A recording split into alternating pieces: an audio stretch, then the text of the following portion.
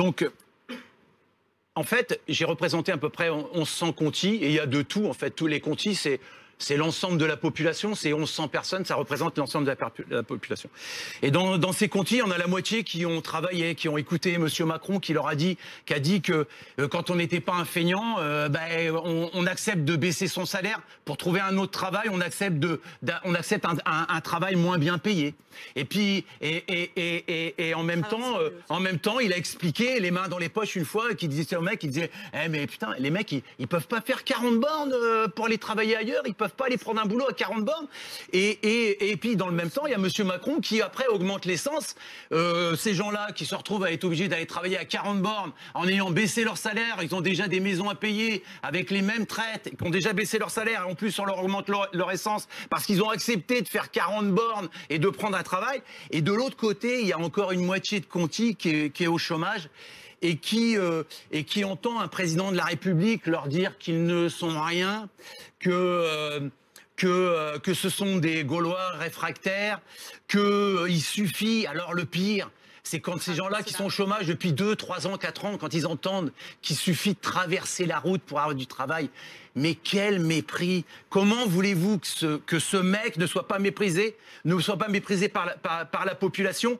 Et le seul moment où ces gens qu'il a mis en colère sortent dans la rue, la réponse de Macron, c'est rien. C'est le mépris. Je vous ai craché à la gueule, je vous ai humilié, je vous ai insulté. Maintenant, je vous méprise. Je ne prendrai pas la parole, je ne vous parlerai pas, vous êtes des gueux, vous ne méritez pas que je vous adresse la parole. Voilà ce qu'est M. Macron. Et voilà, vous avez raison. Effectivement, il y a des présidents de la République qui ont été haïs.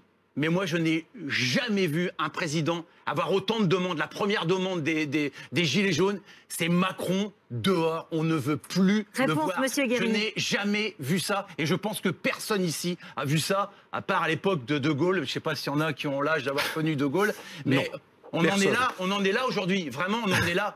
Macron, écoutez, les gens ne veulent... Okay. Parce que, attendez, je finis. Macron, même ses députés, il les respecte pas. Parce qu'il a même pas confiance en vous, l'Assemblée nationale. Il colle des ordonnances, il colle des 49.3 parce qu'il a peur. Parce que les ministres, je vais vous dire, Macron a détruit le Parti socialiste. Monsieur Guérini. Non, je termine. Macron a détruit le Parti socialiste. Macron a détruit LR.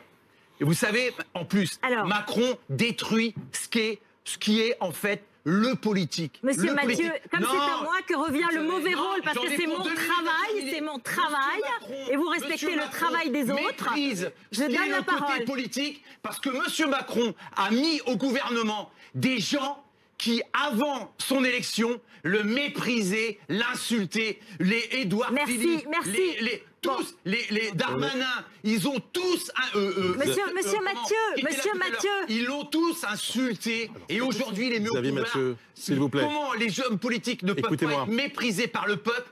Parce que Macron les méprise. Macron vous méprise. Ok, Xavier Mathieu, c'est bon. Les députés, on a compris. Et vos propos sont... Les ministres. Maintenant, ils vous méprisent, monsieur. C'est bon. Continuez de le défendre. Monsieur Mathieu, mais il vous méprise s'il vous plaît. comme il maîtrise le peuple. Ok.